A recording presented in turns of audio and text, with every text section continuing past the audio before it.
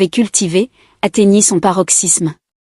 Elle n'arrivait pas à chasser de son esprit l'image de Dario et de sa sœur Syrah ensemble.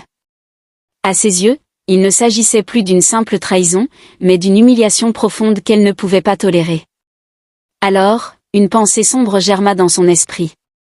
Si Dario ne peut pas être fidèle, alors je dois le rendre docile, murmura-t-elle à elle-même.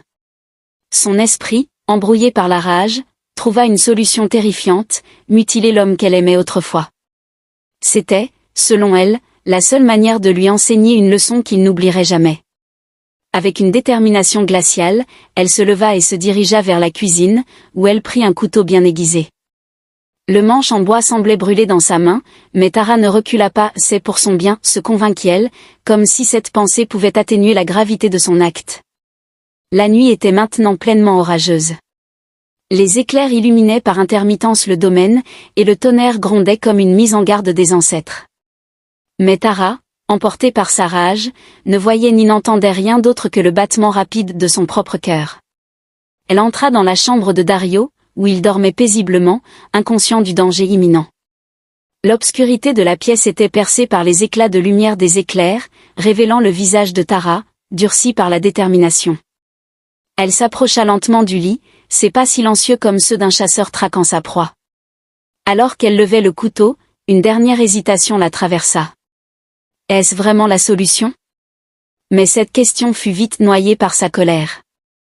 Et dans un mouvement rapide et irréversible, elle commit l'acte qui allait changer leur vie à jamais. Dario se réveilla en hurlant, sa douleur déchirant le silence de la nuit. Le cri alerta non seulement les autres épouses, mais aussi les domestiques du domaine, qui accoururent en panique. Tara, les mains tremblantes et tachées de sang, recula, réalisant l'ampleur de ce qu'elle venait de faire. La douleur de Dario n'était pas seulement physique.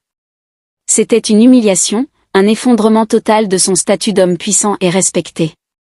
Lui qui était toujours vu comme invincible, comme un roi dans son domaine, était maintenant réduit à un homme brisé, gémissant de douleur.